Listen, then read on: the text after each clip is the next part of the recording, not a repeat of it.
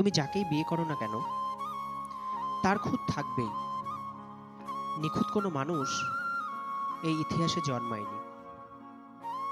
তোমার দাম্পত্য সাথীর খুঁতের দিকে যদি তুমি তাকিয়ে থাকো, তার যোগ্যতাকে তুমি কখনোই দেখতে পাবে না, কোনো দিনই না।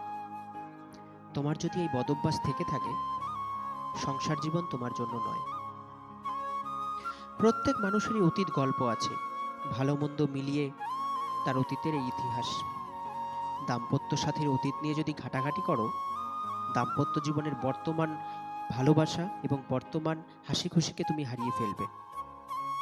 তোমার এই যদি বদভ্যাস থেকে থাকে, তাহলে সংসার তোমার জন্য নয়। প্রত্যেক দাম্পত্য জীবনেই আমরা প্রতিদিন বিভিন্ন সমস্যার সম্মুখীন হই। দাম্পত্য জীবন সাজানো কোনো ফুলবাগানও নয়, কিংবা কুরুক্ষেত্রের যুদ্ধক্ষেত্রও নয়। লাভ ম্যারেজ হোক কিংবা অ্যারেঞ্জড, যে প্রক্রিয়াতেই সংসার তৈরি হোক না কেন, নির্দিষ্ট কিছু সমস্যা থাকবেই। এই সমস্যাগুলোকে দুজনে মিলে সমাধানে এগিয়ে যাওয়াটাই দাম্পত্য জীবন। দাম্পত্য জীবনে তুমি যদি সংসার সাথীকে দোষারোপ করার বদভ্যাস নিয়মিত বজায় রাখো, তাহলে সংসার তোমার জন্য নয়। প্রত্যেক দাম্পত্য জীবনই আলাদা। নিজের সংসারের সাথে অন্য সংসারের তুলনা করো না। কোনো সংসারই ব্যর্থ নয়, প্রত্যেক সংসারই নিজের যোগ্যতার নিরিখে সফল। অনেক সংসারের জৌলুসকে সুখ ভেবে নিয়ে নিজের সংসারকে অসুখের আখড়ায় পরিণত করো না। তাই বলবো, পরিশ্রমহীন এই পরশ্রী কাতরতার বদভ্যাস যদি তোমার থেকে থাকে, সংসার তোমার জন্য নয়।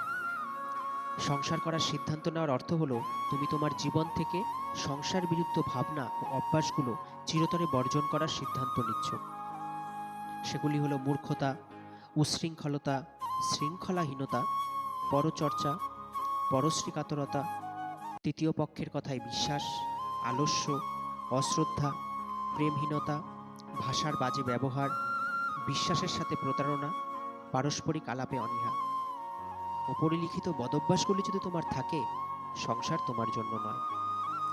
নিখুঁত দাম্পত্য জীবন বলে কিছু হয় না, রেডিমেড সংসার বলে কিছু নেই। তুমি ভেবো না যে তোমার জীবনটা ওই রাস্তার ধারে 5তলা বিল্ডিংয়ে, শপিং মলে, এসির ঘরে, সেই ঠান্ডা শীততাপ নিয়ন্ত্রিত সুন্দর জীবনের মতো। সংসার অর্থ দুটি মানুষের একই মাত্রার পারস্পরিক শ্রদ্ধাবোধ, বিশ্বাস, প্রেম। দাম্পত্য জীবন হলো সেই 4টি খুঁটির ওপর দাঁড়িয়ে থাকে। পরিচর্যা না করলে ধুঁকতে ধুঁকতে দ্রুতই সে মরে যাবে। তাই বলবো, তুমি যদি পরিচর্যার মানসিকতাহীন একজন খামখেয়ালি ব্যক্তি হয়ে থাকো, সংসার তোমার জন্য নয়। সংসার ও আর্থিক সক্ষমতা পরস্পরের পরিপূরক। সংসার রক্ষা করার জন্য সংসার শুরু করার আগেই তোমাকে উপার্জনের ব্যবস্থা করতে হবে। উপার্জন ছাড়া সংসার করার ভাবনা তো তামাশা, এ অপরাধ।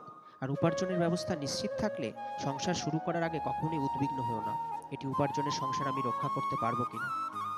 নিজের যোগ্যতার চেয়ে বেশি যোগ্য কোনো ব্যক্তিকে তুমি দাম্পত্য করতে যেও না।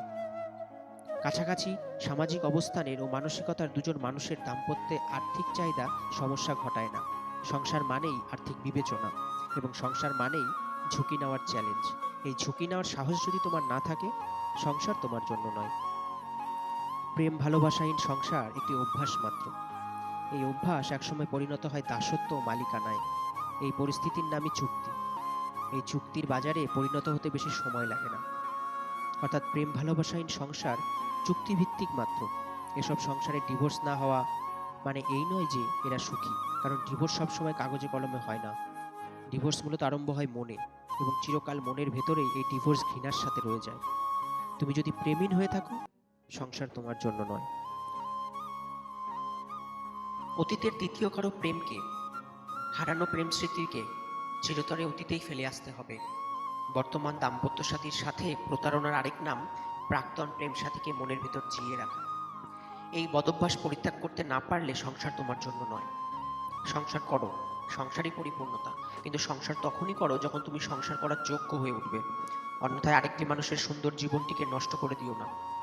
মানুষকে ভালোবাসো, সংসার না করে হলেও।